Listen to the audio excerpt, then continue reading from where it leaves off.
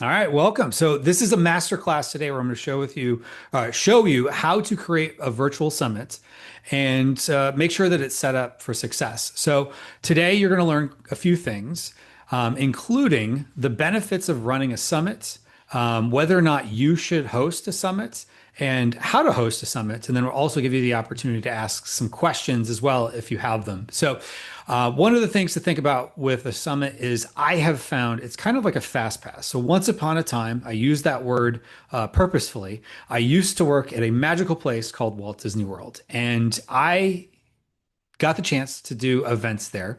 And when I worked at Disney, we had something called a fast pass. And the fast pass was basically this little piece of paper they gave you where you could go to the front of the line. You didn't have to wait. And by going to the front of the line, you got to like walk past all these people who were waiting in this long line.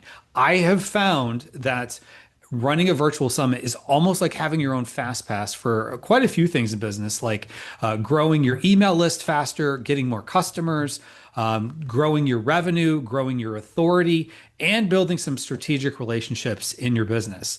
So, if you're thinking about starting a summit, there's a few things you don't necessarily have to have. They can help, but they don't necessarily are required, and that is having a huge list to start. You don't have to create a ton of content. One of the nice things is with a summit, you're partnering with other people and they're actually helping you to create the content. And then also with a summit, you don't have to sign this super restrictive hotel contract, which oftentimes has a food and beverage minimum, or you have to guarantee a room block, or you have to travel halfway across the world or the country, or even nearby where you live. It still can be very expensive to run a in-person event. So you can kind of take the best of having an in-person event and apply it to a virtual event. And one of the reasons that it works, or a few of the reasons is it works, as I should say, is it allows other people to promote your event.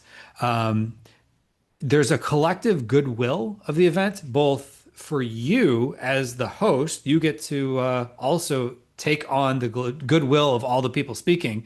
But on top of that, you also get the opportunity for your speakers to get the goodwill of each other. And so it helps your speakers to position themselves as an expert in their field, as an expert among experts.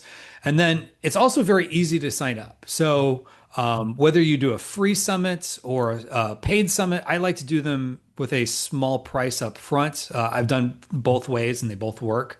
But either way, it's if you make it easy to sign up, people will, and they'll sign up in ways that you didn't realize. And part of the reason they're signing up is because of that collective goodwill of everyone that's there. And if you position the summit the right way, you're going to attract that right audience, and they're going to learn from all the speakers. And so attendees tend to love it. So, in case you're wondering, who is this guy? Again, my name is Kevin Sanderson.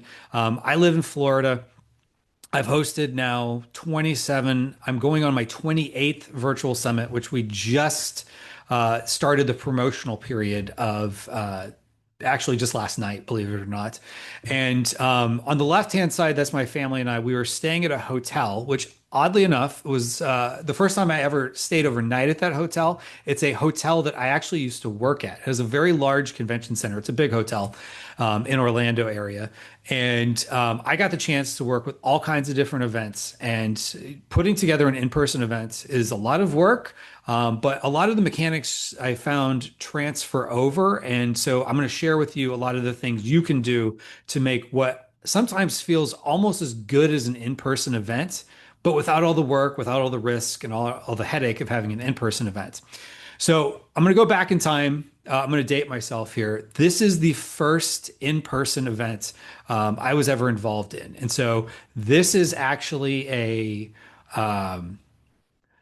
recording when I was at Walt Disney World. So when I mentioned earlier that I worked at Disney, we had Britney Spears do a recording, and this was in front of the Rock and Roller Coaster. And so this is a new ride at the time. They might have shut it down, or they're thinking about shutting down that ride, oddly enough. But at the time, this was brand new, and so they brought out Britney, and so there was a business plan behind it. Now, My involvement is that I was actually managing right out of college the food carts at the time the park was called the Disney MGM Studios, and they said, "Hey Kevin, we want you to stay after hours. They're going to do this recording for this Britney Spears concert at the Rock and Roller Coaster. We want you and your team to sell water." So I got the chance, and I didn't realize it at the time, to learn a few things. So the way it worked was you had the Disney Channel, who was doing the recording. They have an audience of people around the world, definitely around the United States, and they need content. So they need people to have something to watch. And so they brought on Britney Spears, who she had content that at the time people were very interested in. This was kind of when she was a really big name at the time. And they had the chance to not interview. Well, they actually did some interviews with her, but they had the opportunity to record her. So she's creating content, and then she's also attracting an audience, both in person and in the television audience. And then at the same time, too, it was synergistic, which is synergy was a word we used to use back then, with the Rock and Roller Coaster. Was that the Walt Disney World side of things, which Disney World and Disney Channel operate very independently from one another. They got the opportunity to promote a new ride. So everyone's getting a chance to, Britney's getting in front of an audience, Disney Channel is getting content, and Disney World is getting to promote their new ride. So there's a lot of working together to make this event happen, and it benefited pretty much all parties involved. And then the people watching it got to watch a fun concert with a cool backdrop. So fast forward a little bit, after doing in-person events, going back to the late '90s, up through when I was in the hotel world. I worked with a gentleman. His name is Scott Volker. You may be familiar with him. He's actually spoken at a couple of my summits recently, but he and I put together an in-person event back in 2019. That's me actually behind his hand. He's the one standing up there, motioning to his left, our right. And I'm the one whose face is kind of covered up by his hand. And this is an awesome event, but it was a lot of work. And so I found it was much easier to put on a virtual event.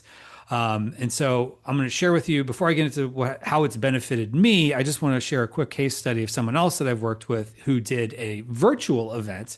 And this is John Aspinall. So John was looking to grow his following beyond LinkedIn. So he's got a pretty good size following there on LinkedIn. He's got about 22,000, almost 23,000 followers. And he put together a virtual summit, which I'll explain a little bit more later. He had a lot of speakers at this one, which I wouldn't recommend you have as many speakers as he had. He had around 40. But it was beneficial for him because it helped him to use that leverage to get new clients for the services he was offering. And he's actually offered new services to the audience that he built from that summit. And then he also just got a ton of goodwill from all these speakers promoting his event. So even the people that didn't sign up for the event still got to see, oh, this is something that John put on. So it benefited him in that way. So, all right, let's talk a little bit about how summits have benefited me, just so you can kind of see behind the scenes. So over the last few years, I've generated about $500,000, about $500,000 in revenue from virtual summits. That number you're seeing there does include some service revenue, but it's mostly virtual summit revenue, whether the summit tickets, sponsorships, back end things such as membership group or masterminds, things of that nature. So it's really been beneficial and brought in quite a bit of money. In some years, even a six-figure revenue, and even at times been a six-figure profit stream for the business. And the top summit I did just in ticket sales and the VIP upgrade, which I'll talk a little bit more about that later, how I recommend you put that together. It did about $34,000 in revenue. And so summits can make a good amount of revenue in a short period of time. And so summits have generated about 7,500 attendees, which if you've been to my summits, you've probably seen that I charge generally less than $10. And so you might be thinking for $9, $8, $7, depending on the summit you've been to over the years. I've done different prices. The average person who's been to one of my summits, their lifetime value has been $130. And then if you look at the top 20%, if you think about that 80-20 rule, it's almost double that, about $227 per person who's just been to at least one summit. They eventually spent, just not even counting masterminds that I've done. This is just in summit revenue, because oftentimes they come back and do others. And so then I sorted by attendee their lifetime value, and you can see that there. So anywhere from $2,300 on down, and this is just from digital product sales and ticket sales, and of course, some memberships I have, which aren't hugely expensive, but they do drive quite a bit of revenue. So it can be a way to generate revenue, and then as well, another revenue opportunity from running a summit is oftentimes getting sponsorships, and so you can bring in people that have the interest of getting in front of a relevant audience, not just the speakers, but oftentimes companies have services and they want to get in front of that audience with their brand. And a summit gives that opportunity. So that could also be a revenue stream for someone hosting a summit. And then, of course, it's nice getting to see, when you host a summit, you realize that you genuinely are helping people, and people have a lot of goodwill for the fact that you're putting on these events where they get to learn a few things, and some golden nuggets of information that they can take to, and, most of mine are B2B, and they can help in their business. And then from there, it's also helped me in my own space by becoming, as LinkedIn put, they don't have this program anymore, but at the time, a top lead generation voice, because the summit, you host a summit, you're taking on a bunch of leads, and so a summit can help you there. And then also, a summit has allowed me to do quite a few things as well. One of which is, just getting goodwill from people that oftentimes they share it. And so this particular situation that I'm showing here, this gentleman shared that he was actually leaving the Amazon world. Most of the summits I've done have been for Amazon sellers. And he decided he was going to leave, but he gave a little thank you, a little shout out to people that had helped him over the years. Now, I don't believe I had ever met him in person, or he and I had ever had a conversation. We might have. And so if he's watching this and he realizes that's not true, Kevin, we talked before, sorry. Email me and remind me if you see this and you realize you're him and we had talked. But he basically just enjoyed the summits and the learnings that he had from it. And he shared this and he tagged quite a few people. One of the other people he tagged actually reposted this. And that was Mark Cuban. You may have heard of him from Shark Tank. And now, of course, this has nothing to do with the fact that Kevin was tagged in this. It has everything to do with the fact that sometimes you end up in situations that are very beneficial to you, or just interesting situations to be in because you're putting that goodwill out there. And so now I can at least say, oh yeah, a post I was tagged in was shared by Mark Cuban, which of course I had nothing to do with, but it's kind of a fun thing to say. Then anyway, it's also created a lot of other opportunities for partnerships as well as getting on stages. So running summits, the nice thing is, you are now seen as an authority figure. So I've been invited to virtual summits, in-person summits, all in between, sometimes as a moderator, sometimes as a speaker. So it's been super impactful there. And then sometimes I just get people reaching out to me who want my advice on a few things. And so it's been beneficial there because you're seen not just by the people that attend, but oftentimes by people who are speakers. And these are all people who are speakers who are coming to you saying, hey, can you tell me a little bit more about, event marketing? How do you do these things? And so you can become an expert in your space and being viewed as an authority by hosting these summits. They seem like they're difficult to put on, but you'll see it's not as difficult as it may seem. And then I should have changed the title of that slide. So sorry about that. I'll have to fix that later. But what this point is that this is also beneficial for speakers. And I don't always know on the back end what benefits the speakers got out of it. But here's a couple of emails that I'd gotten from speakers. where basically they said, one said that they grew their audience by 20%. They had a relatively small list, which is fine, but it was beneficial to them. Now, for that person, they don't need a huge list. They just need the right people. So this helped them attract, 20%, and it was the right people. And so he was super excited about that. And then the person on the right, he actually got 5 new accounts. So this person has a agency, and so he was able to get 5 new accounts from speaking on a summit. And this isn't somebody with a lot of wasn't necessarily well known in the space, but he had a very good message and he got in front of the right audience, which our summit helped him to do. And he got 5 new clients out of it. So I thought that was pretty cool. And sometimes, and I other times, hear people say like, "Oh yeah, thanks. I got new clients from the last time you did a summit, or I got new customers or new students or whatever, new users, whatever it is that they're trying to do."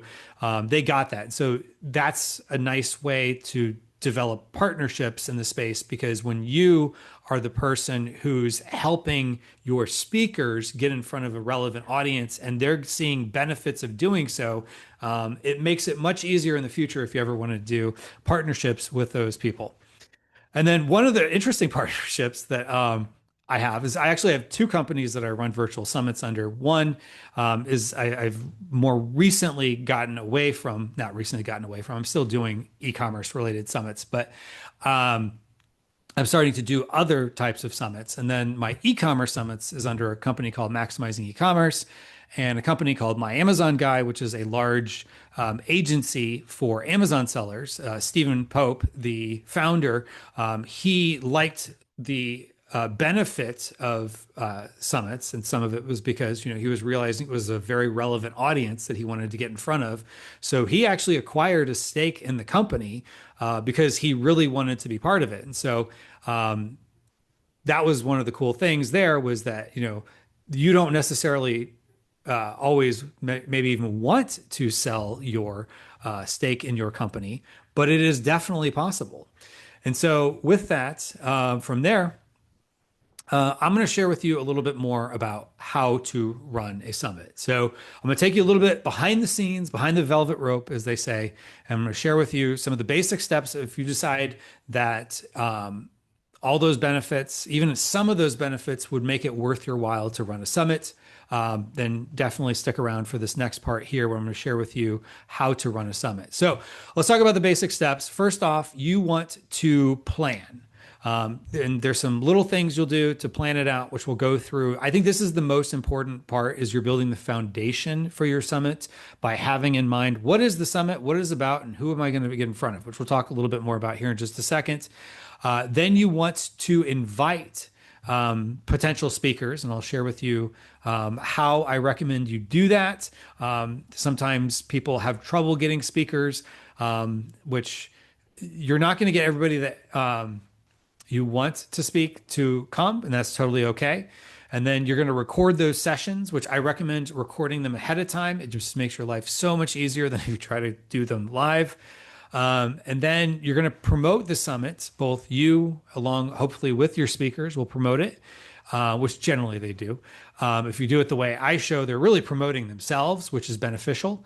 And then you're going to go live. And when I say go live, you're going to actually turn your summit on. So you'll have dates that your summit is happening, and then your attendees get the benefit of it.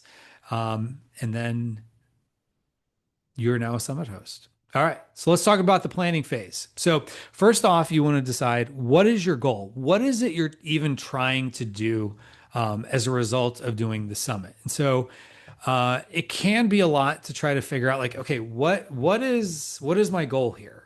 How is hosting a summit going to benefit me? And so that benefit might be you want to grow your audience, or maybe it's profit. Maybe it's you have a program or a service that you want to sell on the back end, which are all great things. And so you want to decide, what is your ultimate goal? And then that would next tie in with who would help you achieve that. And so think about, like, who would align with that goal, which would be kind of thinking about who are your speakers, as well as who are the people in your audience, which I'll get to. So who would benefit? And so this is again, speakers and audience, you're thinking about from this. Um, so for the audience, you want to think about who in your audience would be the right audience. And so I'll give an example here in just a moment of you don't necessarily always want the biggest audience. You want the most relevant possible audience because that relevant audience is who's going to be basically in your funnel. So if you have the right leads coming into your funnel on the back end, so to speak, you'll have the right people signing up for things in your funnel. So just keep that in mind. And then for speakers, who has the right audience? And we'll get more into speaker selection here in a minute. So those are all things you want to think about. So just a quick little case study when you're thinking about the planning part of it is, so this is Scott Volker, who I mentioned earlier. He has two decent size YouTube channels, especially in the more B2B space. You know, they're not Mr. Beast size, but they definitely has healthy channels, and two of them, in fact. And so he was looking to make a pivot, and what was important to him was the relationships that he was building, both with potential speakers, but also with the right attendees. So for him, it wasn't all about quantity, it was about the right quality of attracting the right person. And this also helped him, as you know, he would say, get his current audience to raise their hand because he was going from basically all about YouTube views to having a high ticket coaching group. And so he's still leveraging YouTube to get people into his high coaching group, but he wanted to have the people within his current audience who's going to be attracted to this new message that he's going for. And so the people that sign up for, or at least even click on the landing page for the summit, were the right audience for him. So that was beneficial for him. All right, so now let's talk a little bit about identifying the speaker. So hopefully you've thought about who is the audience you want to bring in, because essentially those would be your leads for whatever offers that you would want to either offer them in the back end or just potentially the people you want to just add to your list. And so first off, who has good content? Because at the end of the day, you want to have speakers who can speak well, who have good content, who are going to be beneficial to the audience to watch. And then you also want to find people who have some sort of high potential for upside from speaking. So oftentimes that's agencies, service providers, people with group coaching programs, masterminds, courses, YouTube channels, whatever. You want to think about, especially in the B2B space, who would benefit from your summits. Now, they don't necessarily have to have, you know, a big upside potential, but I can tell you the more people you reach out to who have the potential to get a high upside, which I'll give an example here in a second, you're going to be much more likely to get them to say yes. So like, for example, in the Amazon space, if someone is, you know, teaching new sellers how to print labels, they don't have a huge upsell or upside potential. Maybe they have a decent size audience, but they don't have a huge upside potential. Whereas, for example, my Amazon guy, who the company that took a acquisition stake in maximizing e-commerce, my e-commerce virtual summit company, they had a huge upside because their average client is about $4,000 a month. So if a client stays with them, let's say 10 to 13 months, even on the low end, that's about $40,000 in revenue. So for them, all day long, they want to take on new clients. And so they are all about speaking. And a lot of speakers who have, you know, an upside that they don't even necessarily have to get a new client from every time they speak. They just want to speak. And if they don't have to get on an airplane, and all they got to do is basically give you, you know, a small period of time to record, it's totally worth it to them. So next up, you want to talk about, you know, who has that relevant audience as well. So think about who has good content, who has a high potential upside from speaking, and then who has a relevant audience. So it's great if they have good content and they have themselves a high potential for upside, but eventually for you as the summit host, you want to also make sure that you have at least some speakers who have an audience and are likely willing to promote. Now, oftentimes you'll have people say, "Oh yeah, I'll promote," and they don't, and that's okay. But the more people you have who have all four of these, the better.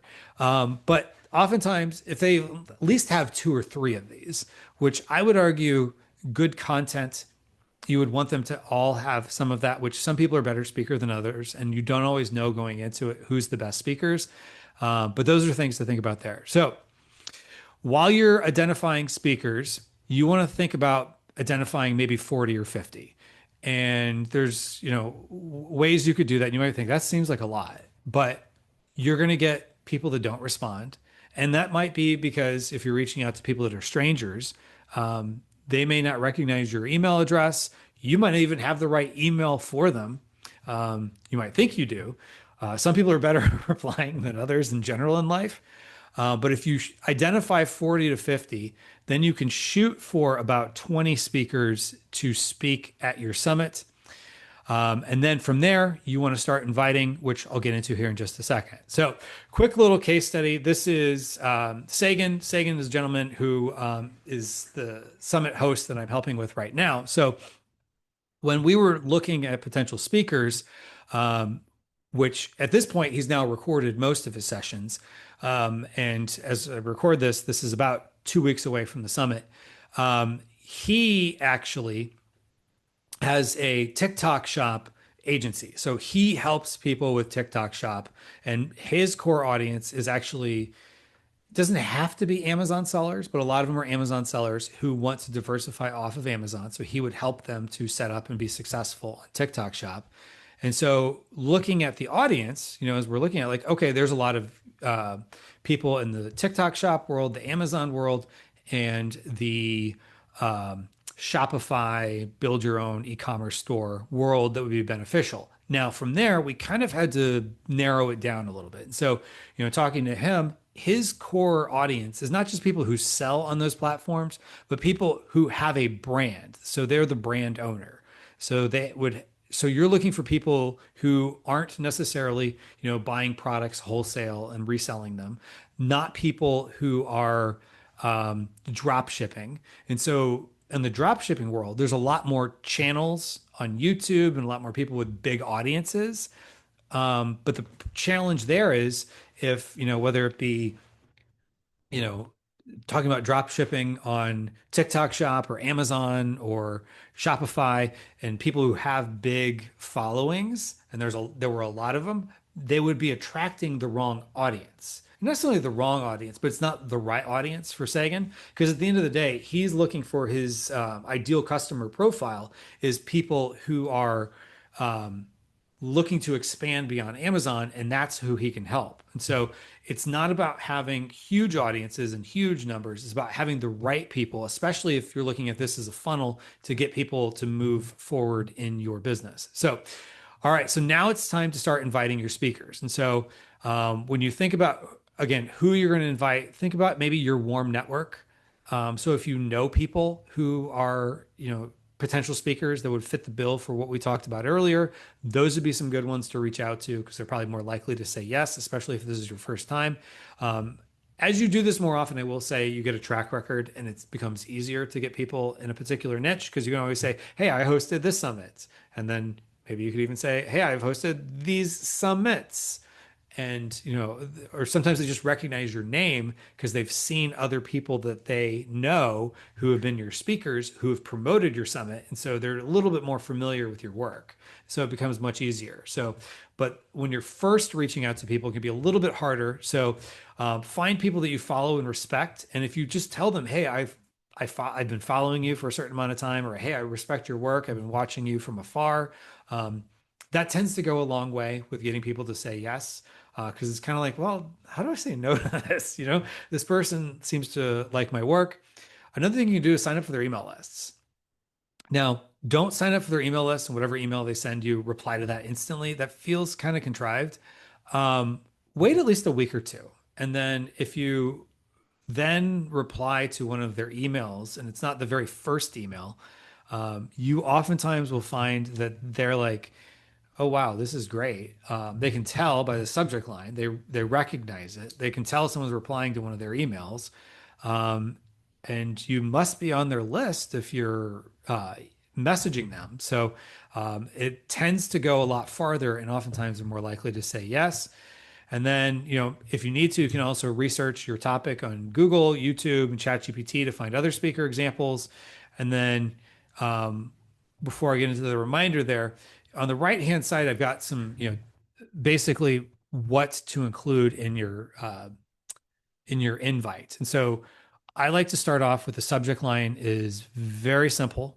It's basically, speaking invitation dash name of summits and the dates, like right from the get-go. They should know what the point of your email is, especially for people who aren't familiar with you, because we all get cold emails, and sometimes cold emails work, but I can tell you cold emails have a very low percentage of positive replies, which you probably know if you've ever received a cold email. You probably aren't replying to all of them in a way of like, oh yeah, let's go work together. Now, in this case, you got to think of it as you're not reaching out to people with a cold pitch. You want to think of this as you are offering them something of value, meaning a platform, a stage where they can get in front of a relevant audience.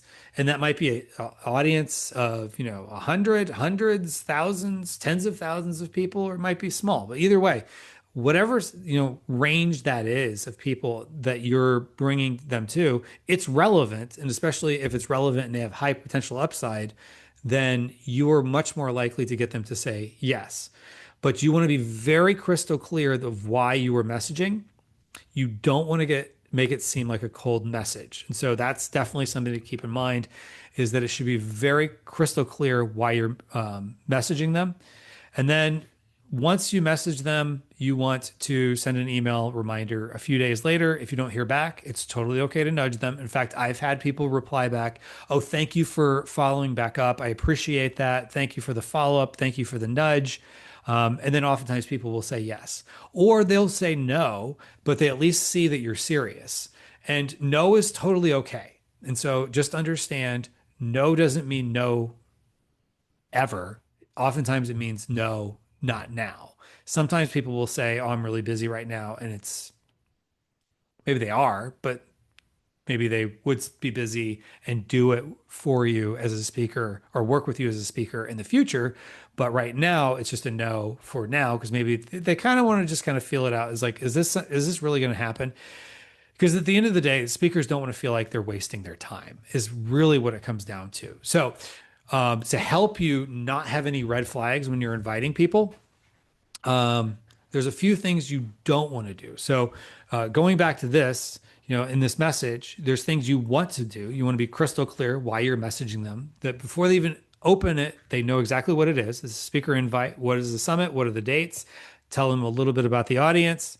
I like to also tell people that you're going to pre-record ahead of time, so that way it kind of gets in front of the potential, oh, I'm on vacation that week or whatever. Because at the end of the day, they don't have to be available the week of the summit if you're having them record ahead of time.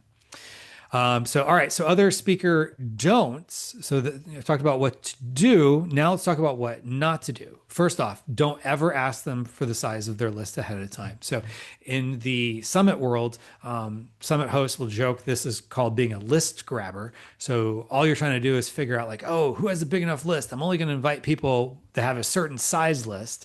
And you don't want to require a certain size list, is what I have come to find. Um, I will tell you from experience, there's a lot of people who've spoken at my summits who were not that big of a name, so to speak. They didn't have a huge list, a huge following when I first worked with them. But because I helped them out when they were still relatively new, they're the ones who, when I have future summits, have been more than happy to jump on them and promote them heavily, because I was good to them when they were still relatively new and up and coming. So there's things you can look at. One thing I will say is YouTube is a better proxy for how much people have the ability to promote than, say, LinkedIn. LinkedIn is not a great direct response channel, which YouTube can be if they do it right. I've seen it done before, but don't ask them about their list or say I require a certain size list. That just feels as the Gen Z would say, the kids these days say, ick. That gives people the ick. Um, don't push people for a planning call. Now, if you can sometimes say to them, and I've done this before, like, hey, if you have questions and you want to chat with me ahead of time, I'm more than happy to do that. So you can open it up, but you don't want to make it seem like the next step is if they want to speak, they have to meet with you ahead of time. People don't have time for planning calls. I've been invited on podcasts many times and they say, hey, we want to do a planning call. And I personally don't like to do them because, at the end of the day, like if you're reaching out to them, you should have done at least enough homework to figure out like what they're all about. So you should know ahead of time, this is someone I would want to have speak. So don't ask them to do a planning call. And then it does feel kind of amateurish, I will tell you that, because people value their time. And so most summits should be able to be held with, if they say yes, you just send them the link to schedule, which we'll get into a moment, and then maybe a questionnaire. But don't push for a planning call unless they want it. If they want it, be open to it, I personally believe. But in most cases, people aren't going to want to meet with you ahead of time unless you push for it. But if you push for it, it kind of feels like, why do they want me to get on a call? Like, can't they just answer my questions by email? Which, if they have questions, of course, make sure to answer those. And then another thing I have learned is don't pay speakers except for referral commissions. It's totally okay to pay people for referral commissions, but don't pay speakers. Sometimes people will ask you, um, and then also don't require people to pay you to speak. It's one thing if they're a sponsor and they have other, special ways of getting their name out that beyond being a speaker, and then maybe that person you give your sponsors a speaking slot. That's totally cool, but I would never say in order to get a speaking slot you have to pay me.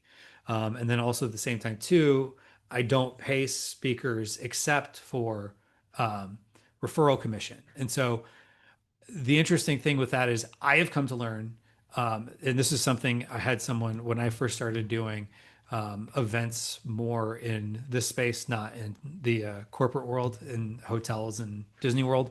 When I was getting into this side of things, I had a friend of mine who had been doing events in this space much longer.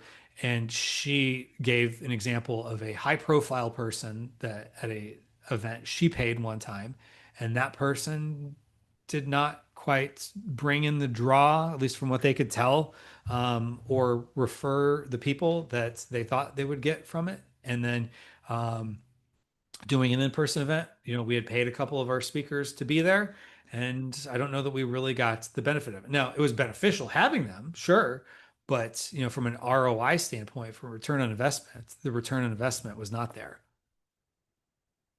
So unless there's some strategic reason, like you're talking about like Tony Robbins, and you have the budget to pay Tony Robbins to be a speaker, which is probably going to be a lot, maybe, but in most cases, it's not worth paying a speaker um, because you're going to find people oftentimes, with big followings just like to get their name out there. And so it's just another chance for them to get their name out there. So don't put it out there. And if that to me is a red flag uh, for speakers who ask to get paid. Um, so just keep that in mind. I won't get too deep on that soapbox. All right. So then it's time to record your sessions. So you want to record your sessions, which I'll give you a few tips on how to do that. So I recommend creating a calendar appointment that is specifically for this. Don't just use your regular Calendly or whatever calendar appointment. Create a unique calendar appointment that's just for this. And Zoom or Meet is completely fine. You want to go maybe 25 to 30 minutes as the recording time for the session. So the reason I suggest a 45-minute calendar appointment is because there's the inevitable, like, hey, how are you? Where are you located? Tell me a little about yourself. How do you want me to do this? How do I share my screen? Some people are more tech savvy than others. Some people will totally surprise you, who's more tech savvy than others. Um, but at the end of the day, you're going to have some time, just a little bit of bantering, making sure, everybody understands kind of what is happening here. And then at the end, there's always inevitably a little bit of chitter chatter, chit chat, or however you say that, on the end. And then another thing I'd highly recommend is that they have something on the screen. Now, attendees tend to find it more valuable if someone's doing a presentation, kind of like I'm doing this, because it'd be one thing if I just got up and said, hey, let me talk all about having a summit, and I'm just talking to the camera. That works in some cases, but it can be hard to hold people's attention. And so the more that there's some sort of presentation, there's movement of different slides, that tends to go a lot better. And so every now and then I've had a speaker say, oh, I'd prefer to, why don't it just be more engaging if we just have a conversation around this? And I'm like, well, based on the feedback I've gotten from attendees over the years, and what I've also heard in, summit host groups and people that I've helped put on summits, it's all been pretty much universal that people like to see something on the screen. And it doesn't I'm telling you, even if they're not complaining, they will tend to say, if you ask attendees on the back end, which sessions did you like the best? It tends to be the ones that they could follow the most, and had at least something on the screen. So even if someone doesn't have a presentation built out, even if they tell you they're going to have a presentation and they get there and they don't have a presentation built out, oftentimes you can still salvage that appointment and make it more conversational, but ask them ahead of time, like before we jump on, is there any time, like, when we're talking, there's something you could share on the screen, whether it be an infographic, a report, something on their website, something on the back end, like Facebook Ads Manager, or something that they're willing to share on the screen, because that's going to be more engaging for attendees, even if it's not, the whole time that they're sharing their screen, but at least something. It tends to be more beneficial. And then always make sure your speaker gives a call to action. So this is how you make it more valuable for your speakers, is if they have some sort of call to action. It is totally normal and acceptable for them to have a call to action. I don't even mind paid calls to action at the end. Some people are nervous about that. Um, if you have the ability to say something like, we'll include a link down below. And so if you can include that link down below, that will be beneficial. And then from there, make sure your speaker gives a call to action. Um, you know, and if they don't, you could just say something simple like, hey, for people who wanted to learn more or follow you, where should they go? Because some people are kind of nervous to add a call to action at the end. And so sometimes their call to action is simple, like follow me on LinkedIn, subscribe on YouTube, or whatever. Find out where is that link. And, even when you get off, you could ask, hey, what is that link for you? Um, Sometimes people will bring QR codes. I tend to find in virtual summits, people don't really use QR codes. QR codes tend to work more at in-person events because, it's like on a big screen and people are trying to scribble stuff down. So they could just, take a picture, or they can scan the QR code right there. That doesn't necessarily work. Sometimes people are watching virtual summits on their phone. So always find out what the link is and, add it down below the video, if you have that ability in whatever platform you're using. And then make sure to support their call to action. So say to people like, hey, this is great. So, thank you for coming, and sharing your knowledge, John, Sally, and whatever their name is. And, everybody watching, please make sure to download, please make sure to follow, please make sure to subscribe, please make sure to do whatever. Because, at the end of the day, you want your speakers to promote your stuff. And so this is one way of kind of creating a little reciprocity of helping them make it worth their while. Because if you think about this also from a more long-term perspective, the more they feel like this was beneficial for them to be part of your summit, the more they'll want to work with you, whether to come back and speak on another summit or to help you with some other project you're doing. So you want to make it as valuable to them as possible. All right. So next up, Now it's time to work on the promotions. So usually what's happening is while I'm doing the recordings, I may still have some more recordings to go, but I'm starting to build out the funnel. So this is the very basic funnel of your summit. So you start off with a landing page there on the left, and then I generally charge less than $10 for a paid summit. You can also do free. Free, you'll have more people. If it's you charge something, you'll have a higher quality person. When I say higher quality, in my experience, if you have, let's say, 20 sessions, you will get people to watch about three times as many of your sessions on average than if you had people signing up for free. So paid people watch more, they attend more, they show up more, they're more engaged, and they will stay on your email list longer. People who are free, you will get a lot more of them, but they tend to fall off quicker. Now, the people that stay tend to be around for a while, but you generally tend to get a higher quality of attendee at 10 less than $10.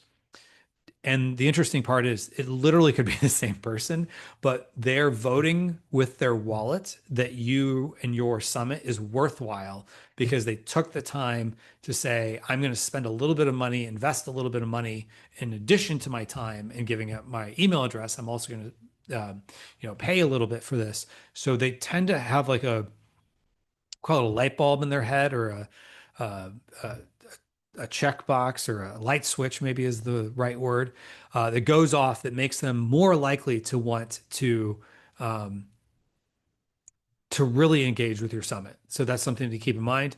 Then on that thank you page, you want to offer them something very simple like upgrade for recordings if it's free, or get them to well, actually, the upgrade for recordings is either way. So, some software systems will let you, they don't even have to put in their credit card information again if they did the paid on the step one, because it'll just allow them to basically add it to carts or just charge another transaction to that card that they just charged.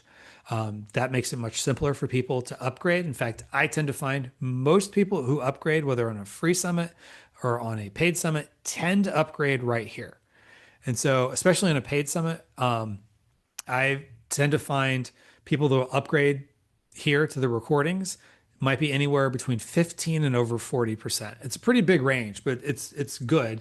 Whereas on a free summit, it might be anywhere between 2 and 8%. Like it's not that many people take the recordings.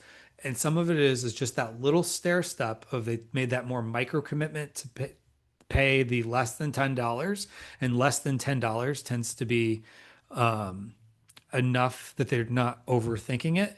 Whereas with recordings, if you're charging 47, 97, 200, whatever, um, that tends to be enough where they're really having to think through it and they're justifying the cost benefit. But I've had for a let's say $9 something, people are like it's just $9, like whatever, like I'm just gonna do it. Like it seems like almost a no-brainer for the value they're getting. And then when they get to the confirmation page, like, well, why not? Let's just go ahead and upgrade. Whereas if they were free, they might not have upgraded. They may not have gone to as many of the sessions. So all things to keep in mind. Then basically from there, they go to a final confirmation page where you give them a little bit more instructions on the summit. So then as you're creating your funnel, now you need to create some promotional materials. And I usually like to give speakers a variety of promotional materials. Maybe something that has, if you have sponsors, something with a sponsor logo, something that just shows the speaker by themselves. The one there in the middle, I do some variation of something just like that at pretty much all the summits. And I find that is the most popular of the materials that we put out there. And why is that? It's because it shows the person right there, front and center, and everyone's kind of behind them. So they kind of look like the expert among expert and it kind of feels like they're part of the cool club.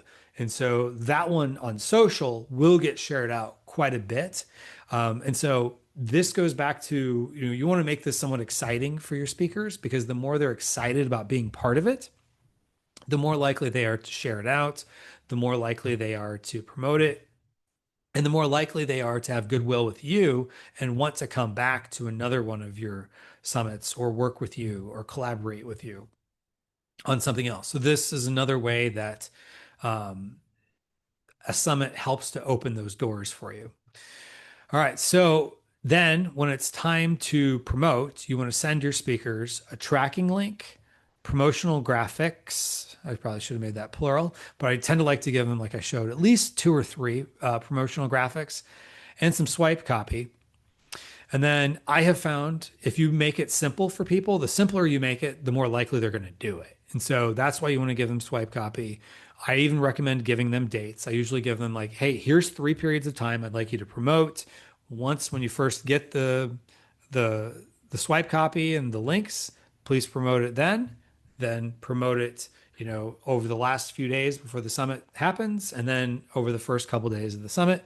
And if you do that, you generally have, people will be more likely to promote because you made it clear to them when they want to send it. I know some of the speakers I've worked with say, if you give me the dates, I just forward it to my assistant, my VA, my marketing person, whatever, and I'll have them take care of it. And so the less they have to think about, the more likely they are to make it happen. So sometimes people are like, yeah, I don't know if I want to ask for too much.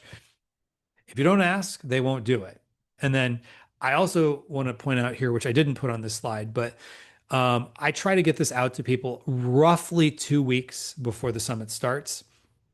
You will find there's a little bit of a hockey stick of when you run a summit that the majority of the ticket sales and revenue is going to happen sometimes even just the week of your summit. So oftentimes I'll do a summit on Tuesday, Wednesday, Thursday, and over that Tuesday, Wednesday, Thursday, and then maybe like the Monday before, or sometimes even the weekend before, that is when I get the majority. So it is not uncommon, and I've had this head trash happen for me quite a bit, where it's like, you're a week out and you don't have the numbers you're hoping for. And you're like, oh my God, this isn't working. Give it time. It's totally normal for speakers sometimes wait to the last minute to promote. Even when they promote, people sometimes are like, oh yeah, that sounds good. And then when you get to like, the day before the summit, then it feels a little bit more like there's more pressure on. I should decide as an attendee, do I want to attend or not? So I better go and grab my ticket now if I want to.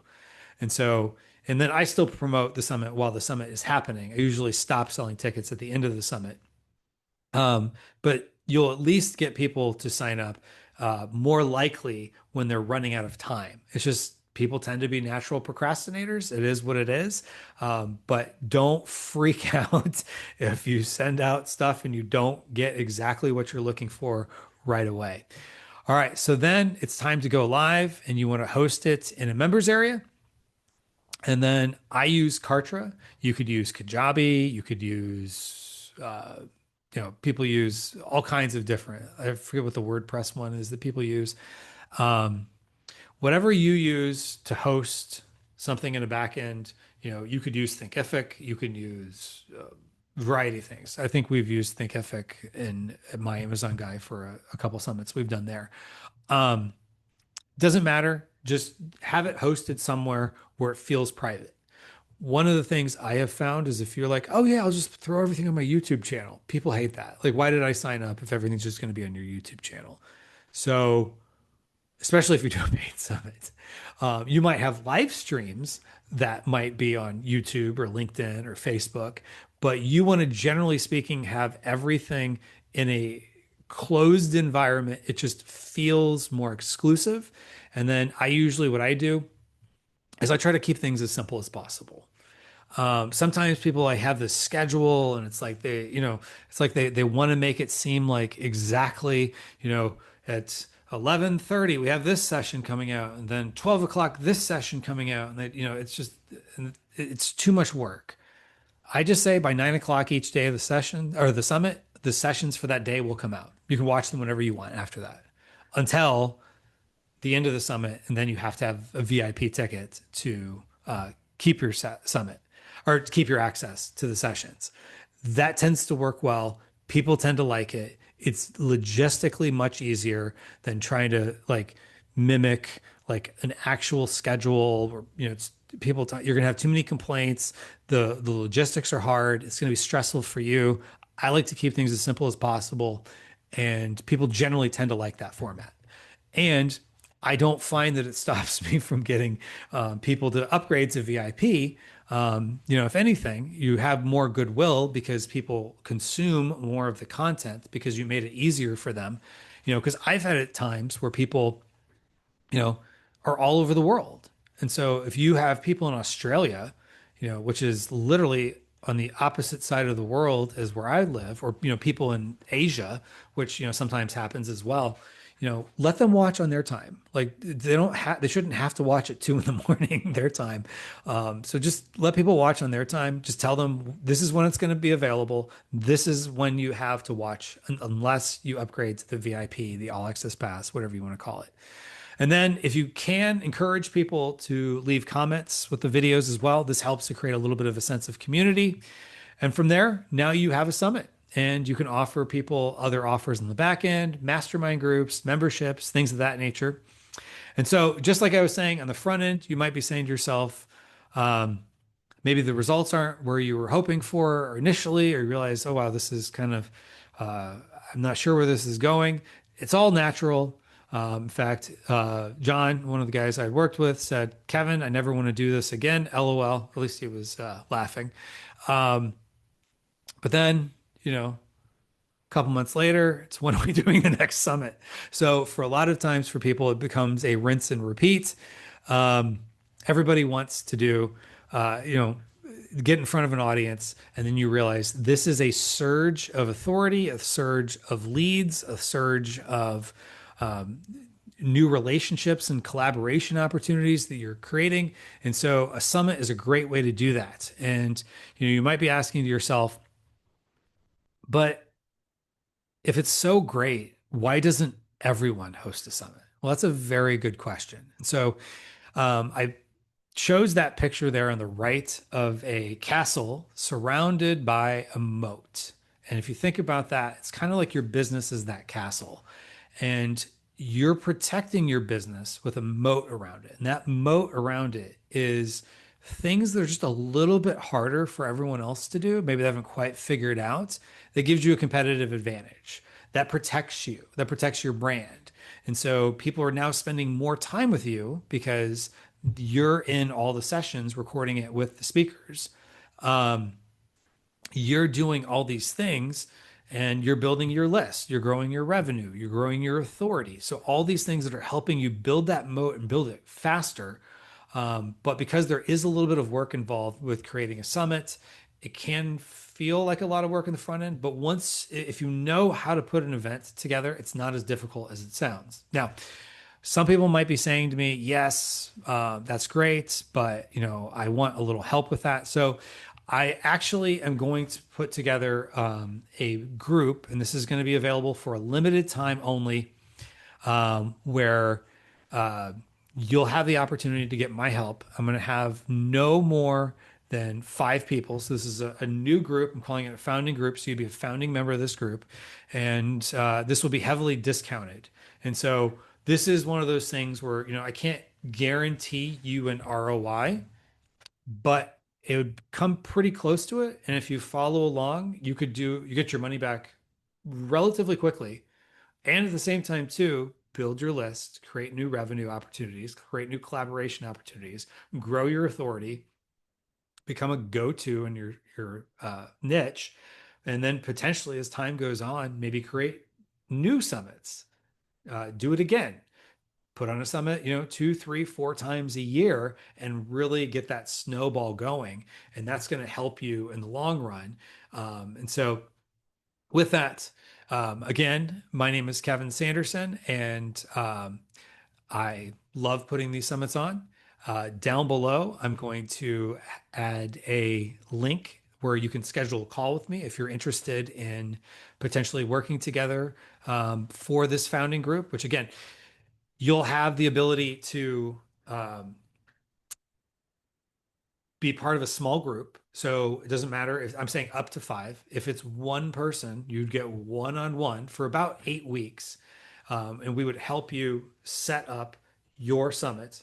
And then you would have the ability to then, you know, pick your speakers. We'll help you walk you through in detail all the things I talked about here, but going in depth where it's not like, okay, this sounds good, but then there's a lot of pieces to the puzzle that I'm not quite sure about. Answer your questions. You would have access to me, whether over Voxer or Slack, whether you're more of a talker or more of a writer. You could answer your questions there. So again, I'll have a link down below if you're curious about that. And more than happy to at least talk you through to see if it'd be a good fit. And if it is, great. If not, you would leave the conversation feeling like you at least had the strategy to set up a summit. So again, Kevin Sanderson here, and this is going into now my 28th virtual summit, and I'm here to help you potentially create your first one. Take care.